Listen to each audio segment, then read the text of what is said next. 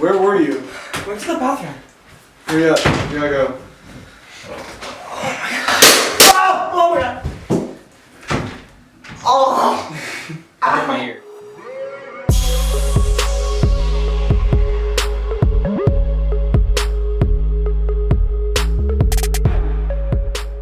Hello everyone and welcome back to Bolt Action Airsoft. My name is Tyler. I'm Ben.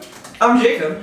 And welcome back to the Airsoft Lab. In this month's video, we're going to be talking more about some things that happen at West Coast, some funny stuff. Then we're going to be going into the more advanced sniping. We're going to be talking about zeroing scopes, hop-ups, length to pull, and then we're going to be reviewing the SSG-24. I know we're a little late, but still a great gun. And Tyler doesn't have the SSG, the next one, so it's the only one we have. yeah, so we can't buy multiple 300 or 400, yeah, whatever. We can't buy. It's expensive. Yeah, it's expensive. All right. A lot of money. And with that, we'll go on to story time.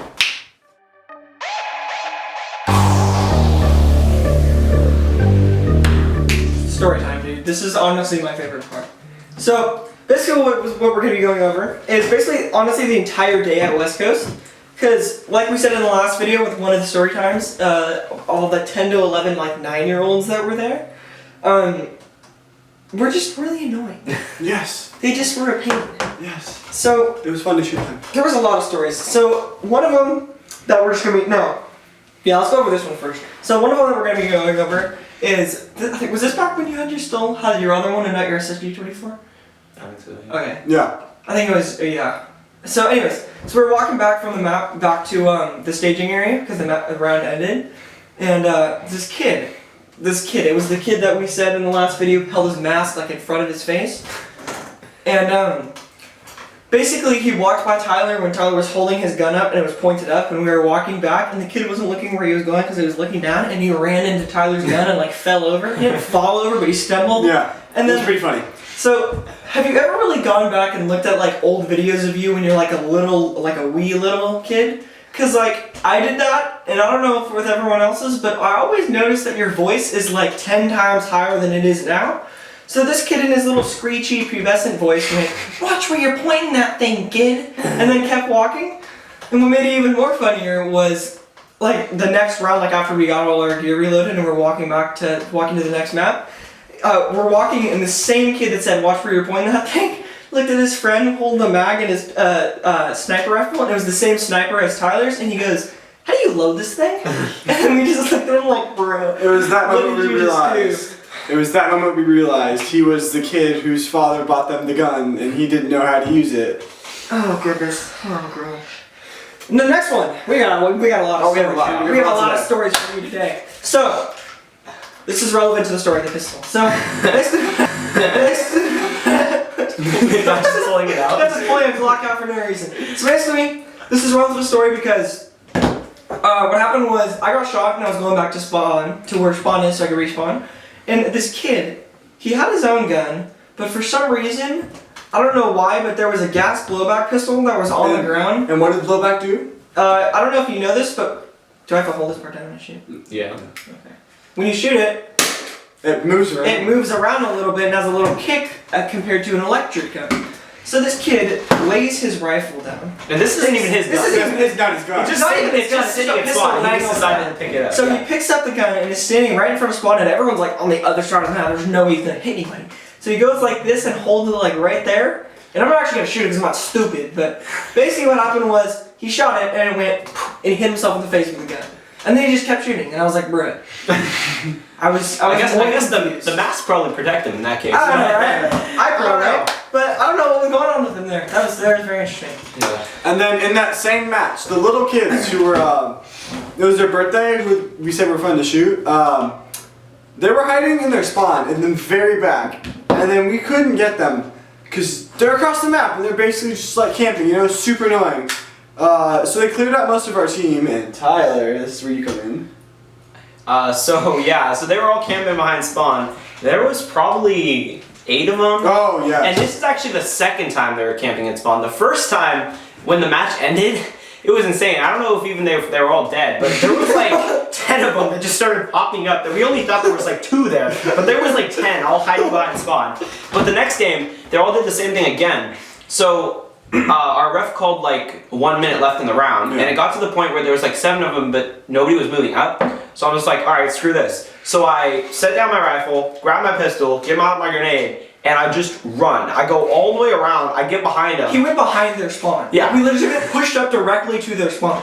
And I full auto about 4 kids, and they just gave me they were just so shocked. They just didn't move. They just They started were flopping around and they were shocked, like, what is happening? Yeah, so I just full auto all of them. I kind of felt bad, but not really. And then the last people were a little further away, so I kind of just chucked the grenade. It actually bounced once and then went off on the second bounce.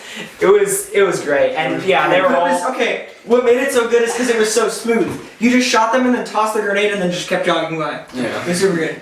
But unfortunately, that one I was on video. My head camera Head cam died. That was so right annoying. before that happened. But believe us, it Yes, happened. please believe us. Please believe us. So yeah. But like I said in the last video, kids are the future of Airsoft, so Yes, so we they should- gotta learn somehow. Yeah, the hard way. But with that, we'll head on to the next segment.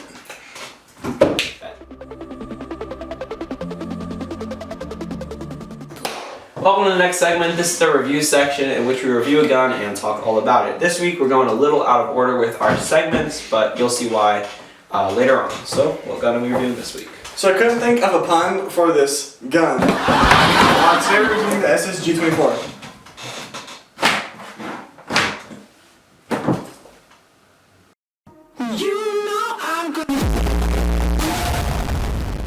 Sorry, Norbert, love you. But what we're actually doing, we're going to review the SSG-24. So this is a very nice sniper rifle.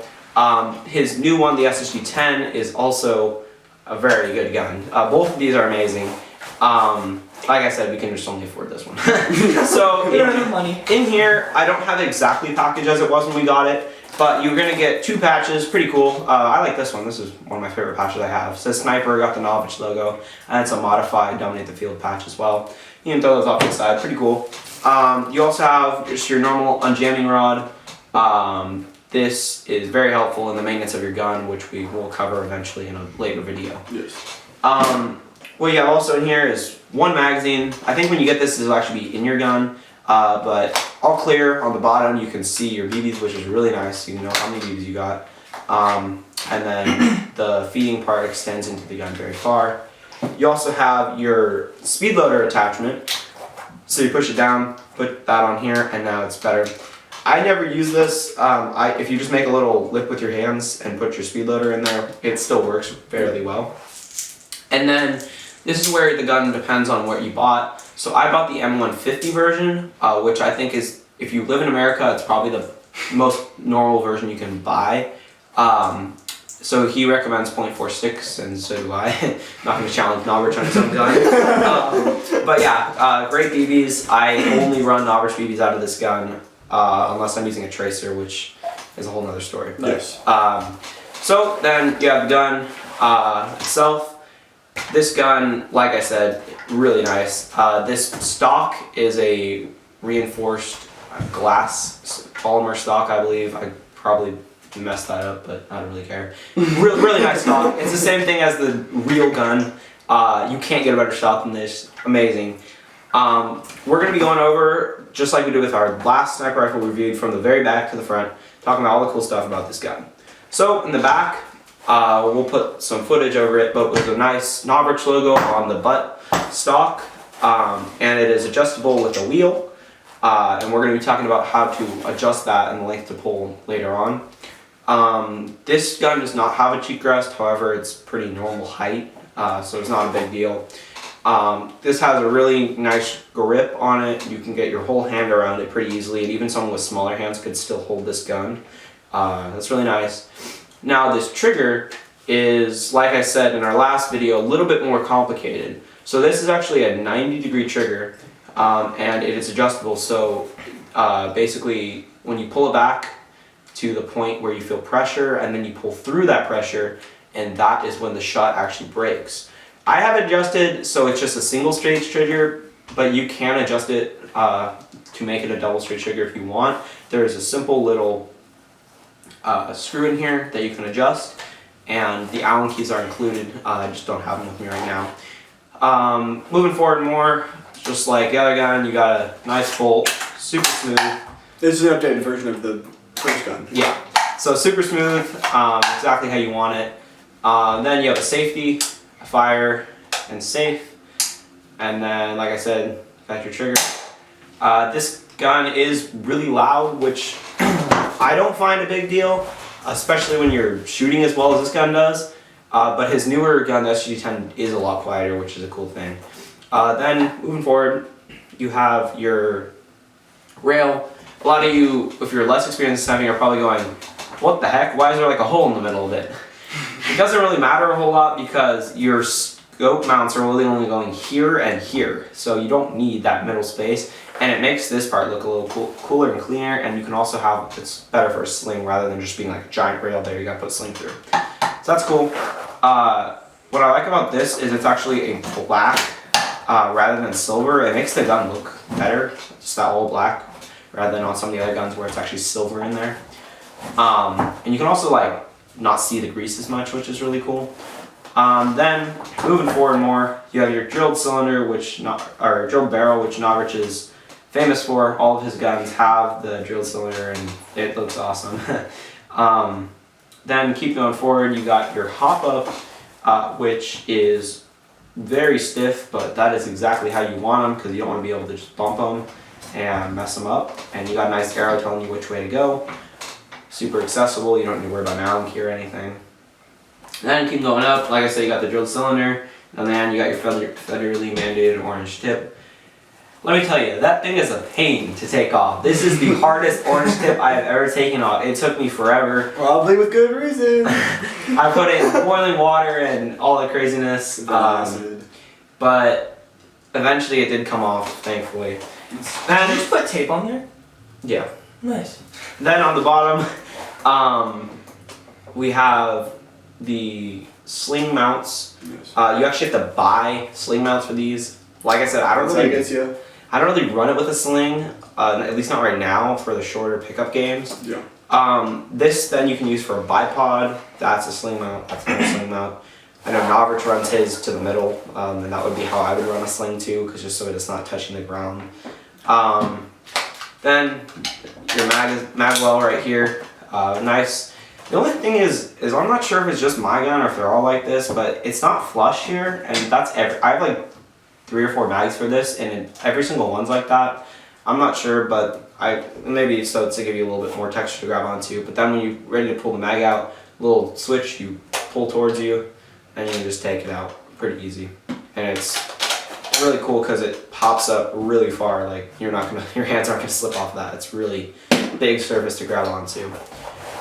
Then for me, I also bought another spring with mine so I can use it inside, but that's a whole other topic for another day. But you can use the 150 with the 4.6s and you'll be hitting people from, they don't even know where you shot them from. So that's about the rundown of the SRC-24, unless you guys have something else to add. I do not have this gun. I've never shot it for a full game, but I've seen Tyler use it in action. It is a great gun. The only problem I would say is unless you have, was it $400? That was when it was 50% off. No, it wasn't 50. I bought this on Black Friday and it was $100 off. So this gun normally retails for $500, but now that he released his SSG-10, it retails for $400. So I bought this on Black Friday and it was $400. So it's a great gun. I've seen it great in action without using it. It's just unless you have a lot of money to drop, that's why pricey. That's why the last video where we did the last video is because if you want to get into sniping, don't even think about buying this gun. No, I wouldn't touch this. It is definitely a great gun, but it's gonna take some money. This is top of the line. Yeah. So before we move on, I know we forgot to do this last Airsoft Lab, but for me, I would rate this gun 4.9 out of 5 stars. Why not 5? The reason being, the SSG-10 is better than this gun. Even without putting my hands on it, I know it is. However, yeah, great gun. As long as you maintain this thing will last you a lifetime. And yeah, you can't get a better airsoft gun than this. So, great gun. We'll move on to the next segment now, which we're going to suit this thing all up, how I would play with it in game. And we're going to be showing you guys how to basically get your gun ready so you just put your crosshairs on somebody and hit them. Yeah. See you on the next segment. Welcome to the next segment. This is our tips section in which we're going to be talking about how to set up your sniper rifle for your first game, talking about hop-ups, getting your scope set up, and length to pull, and start it up. Yeah, so first thing is length to pull, and basically what it is how long it is from here to the bolt and how easy it can be to pull it back. And the way you can adjust this is like any gun. You hold it up like here on your bicep, and then on here there's a little cylinder thing you twist, and the bottom one's just for locking. And how you know if it's right is if you hold it, and when you pull the trigger, if your finger is at a 90-degree angle, in this case it's not because it's meant for Tyler and my arm's much longer, so you just guess and check until you get it right. Yep, and good thing is about that is if you're younger and you don't have quite as strong as an arm, eventually after a bunch of games it's going to get really hard to pull that. Yeah. So you want to make sure it's nice and all adjusted to you before the game starts. So now this is probably one of the biggest things for the sniper rifle is hop up and scope.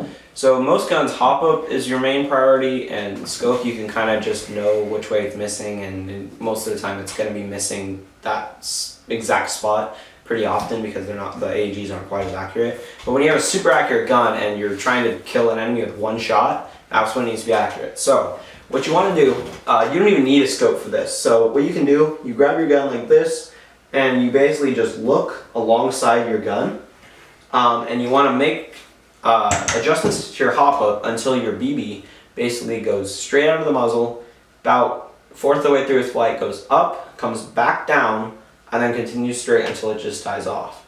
What that is going to do is it's going to let you get the most range out of your gun, so it's not going flat and then down or crazy high.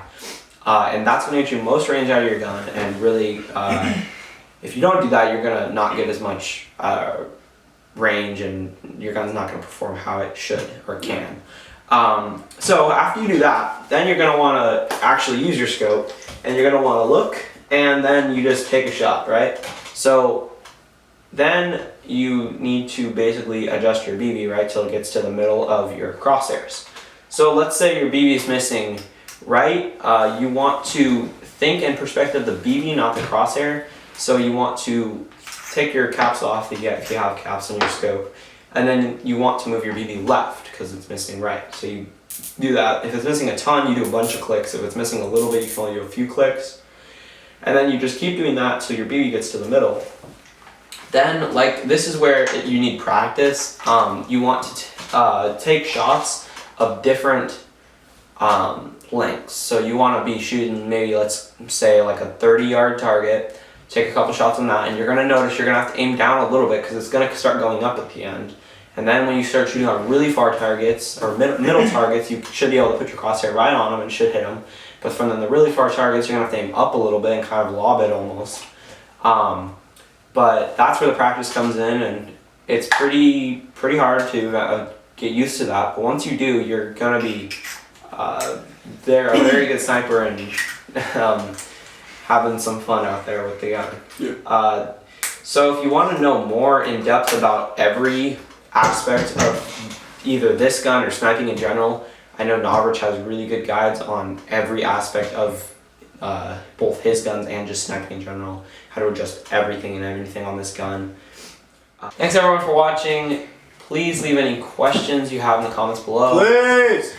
We'll try to answer all of them next video. Please like, share, subscribe, everything every YouTuber always asks you. Please, please. Please. We're gonna see you guys 2 weeks from today where our next video will come out, and yeah, see you next time.